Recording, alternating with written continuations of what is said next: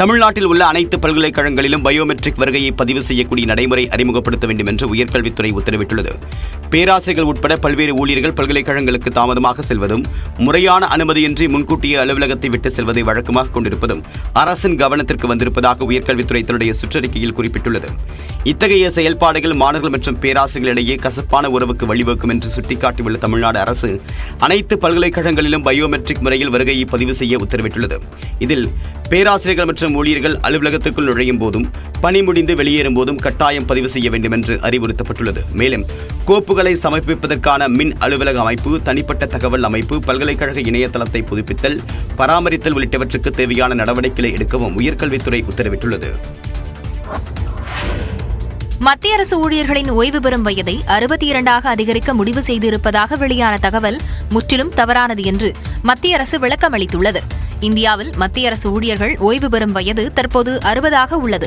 இதனை அடுத்த ஆண்டு ஏப்ரல் 1ஆம் தேதி முதல் 62ஆக அதிகரிக்க மத்திய அரசு முடிவு செய்திருப்பதாக சமூக வலைதளங்களில் தகவல் வெளியானது. மேலும் மனிதர்களின் உத்தேச ஆயுட்காலம் அதிகரிப்பு, அனுபவம் வாய்ந்தவர்களுக்கான தேவை, ஓய்வூதிய தொகை குறைப்பு, நிர்வாகத்தை திறம்பட நடத்துவது உள்ளிட்ட காரணங்களால் இம்முடிவு எடுக்கப்பட்டதாக சமூக வலைதளங்களில் தகவல் பரவியது. இந்நிலையில் அரசு ஊழியர்களின் ஓய்வு பெறும் வயதை 62ஆக உயர்த்த எவ்வித முடிவும் மத்திய அரசு எடுக்கவில்லை என்று PIB செய்தி நிறுவனத்தின் உண்மை கண்டறியும் குழு தெரிவித்துள்ளது. இந்நிலையில் அரசு ஊழியர்களின் ஓய்வு பெறும் வயதை 62ஆக உயர்த்த எவ்வித முடிவும் மத்திய அரசு எடுக்கவில்லை என்று PIB செய்தி நிறுவனத்தின் உண்மை கண்டறியும் குழு தெரிவித்துள்ளது. இதுபோன்ற பொய் செய்திகளை நம்ப வேண்டாம் என்றும், சமூக வலைதளங்களில் அதனை பரப்ப வேண்டாம் என்றும் அறிவுறுத்தப்பட்டுள்ளது. திருப்பதியில் VIP பிரேக் தரிசனம் உட்பட சிறப்பு டிக்கெட்டுகளை வாங்கி தருவதாக கூறி 41,000 ரூபாய் மோசடி செய்த இடைத்தரகரை காவல்துறையினர் தேடி வருகின்றனர். ஹைதராபாத்தை சேர்ந்த வெங்கடேஸ்வரலு என்பவரிடம் சுப்ரபாத சேவை, VIP பிரேக் தரிசனம் உள்ளிட்டவைக்கு டிக்கெட் வாங்கி தருவதாக கூறி நவ்யஸ்ரீ என்பவர் 41,000 ரூபாய் பணம் பெற்றதாக கூறப்படுகிறது. ஆனால் செல்போனை ஸ்விட்ச் ஆஃப் செய்துவிட்டு நவ்யஸ்ரீ தலைமறைவான நிலையில் வெங்கடேஸ்வரலு திருமலை காவல் நிலையத்தில் புகார் அளித்துள்ளார். அதன் அடிப்படையில் இடைத்தரகர் நவ்யஸ்ரீயை காவல்துறையினர் தேடி வருகின்றனர். உலக மீனவர் தினத்தையொட்டி கன்னியாகுமரி கடற்கரை கிராமங்களில் மீன்பிடி உபகரணங்களுக்கு பொதுமக்கள் மரியாதை செலுத்தினர். நாகர்கோவில் அருகே உள்ள பள்ளம் கிராமத்தில் மீன்பிடி படகுகள், வலைகளுக்கு கருவாடு தோரணம், கருவாட்டில் மாலை கட்டி மரியாதை செலுத்தப்பட்டது. மேலும் அந்த பகுதியில் உள்ள தேவாலயத்தின் பங்கு தந்தை மீனவர்களுக்கு ஆசி வழங்கும் நிகழ்வும் நடைபெற்றது.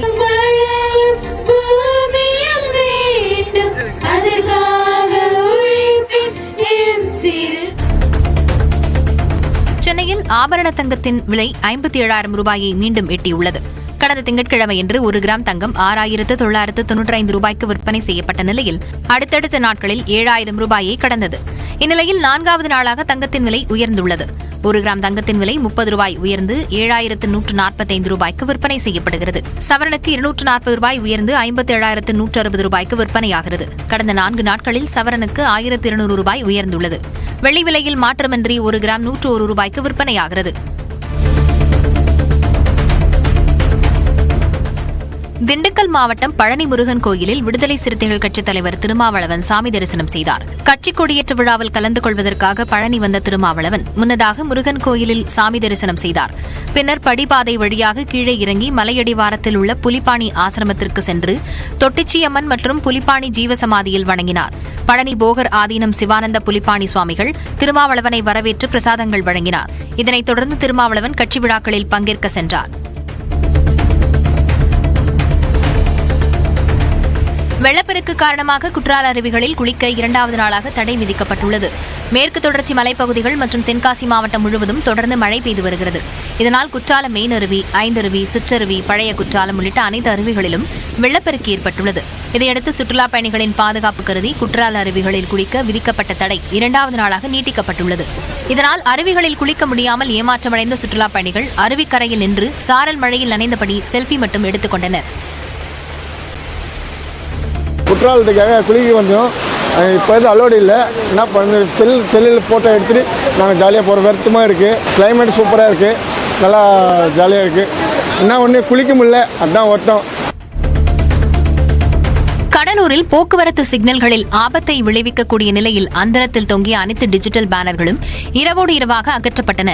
திங்கட்கிழமை மாலை அண்ணா பாலம் அருகே உள்ள சிக்னலில் இருந்து விளம்பர பதாகை திடீரென கழன்று இருசக்கர வாகனத்தில் சென்ற ஆசிரியர் மீது விழுந்தது. இதில் அவர் லேசான காயத்துடன் உயிர் தப்பினார். கடலூர் மாநகர் முழுவதும் போக்குவரத்து சிக்னல்களில் கட்டப்பட்டுள்ள டிஜிட்டல் பேனர்களை அகற்ற முடிவு செய்யப்பட்டது. அதன்படி மாநகராட்சி ஊழியர்கள் பேருந்து நிலையம், தபால் நிலையம், அரசு மருத்துவமனை, மஞ்சக்குப்பம், செம்மண்டலம் சாவடி, துறைமுகம் உள்ளிட்ட பகுதிகளில் சாலையில் வைக்கப்பட்டிருந்த டிஜிட்டல் பேனர்களை அகற்றினர். இந்தியாவில் சூரிய மின் விநியோகம் தொடர்பான ஒப்பந்தம் பெறுவதற்கு சுமார் 2000 கோடி ரூபாய் லஞ்சம் தர முயன்றதாக தொழிலதிபர் கௌதம் அதானிக்கு எதிராக அமெரிக்க நீதிமன்றம் பிடி வாரண்ட் பிறப்பித்துள்ளது. நியூயார்க் நீதிமன்றத்தில் தொடரப்பட்டுள்ள வழக்கில் கௌதம் அதானி மற்றும் அவரது உறவினர் சாகர் அதானி உட்பட 8 பேர் மீது ஊழல் குற்றச்சாட்டு பதியப்பட்டுள்ளது. அதில் இந்தியாவில் சூரிய மின் விநியோகம் தொடர்பான ஒப்பந்தம் பெறுவதற்கு இந்திய அதிகாரிகளுக்கு சுமார் 20,000 கோடி ரூபாய் லஞ்சம் தர அதானி முன்வந்ததாக கூறப்பட்டுள்ளது. இதன் மூலம் அடுத்த 20 ஆண்டுகளுக்கு அதானி குழுமத்திற்கு ஆண்டுதோறும் சுமார் 16,000 கோடி ரூபாய்க்கும் மேல் லாபம் கிடைக்கும் என புகாரில் குறிப்பிடப்பட்டுள்ளது.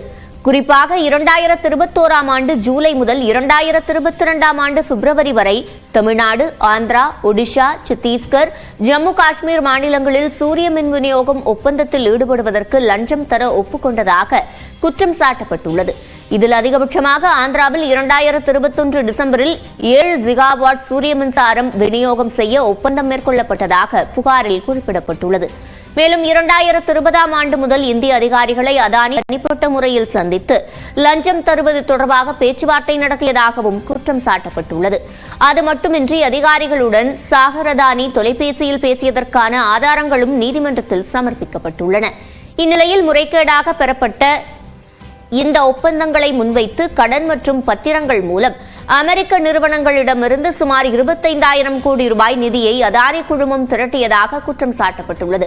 இதனையடுத்து கௌதம் அதானி உள்ளிட்ட 8 பேருக்கு அமெரிக்க நீதிமன்றம் பிடி வாரண்ட் பிறப்பித்து உத்தரவிட்டுள்ளது. இந்நிலையில் அமெரிக்காவிலிருந்து திரட்டப்பட்ட நிதியை பயன்படுத்த மாட்டோம் என்று இந்திய பங்குச்சந்தைக்கு அதானி குழுமம் கடிதம் அனுப்பியுள்ளது. அமெரிக்க நீதிமன்றத்தில் முன்வைக்கப்பட்டுள்ள குற்றச்சாட்டுகளை சுட்டிக்காட்டியுள்ள அதானி குழுமம் அந்நாட்டிலிருந்து திரட்டப்பட்ட நிதியை தங்கள் நிறுவனம் பயன்படுத்தாது என்று விளக்கம் அளித்துள்ளது. அமெரிக்காவில் அதானி மீது ஊழல் குற்றச்சாட்டு பதிவு செய்யப்பட்ட நிலையில் இந்திய பங்குச்சந்தைகளில் அதானி குழுமத்தின் பங்குகள் சுமார் 20 விழுக்காடு வரை சரிந்தன.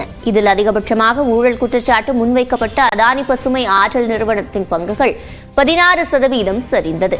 இதேபோன்று அதானி பவர் நிறுவனத்தின் பங்குகள் 14 விழுக்காடு, அதானி துறைமுகத்தின் பங்குகள் 8 விழுக்காடு சரிவுடன் வணிகம் தொடங்கியது.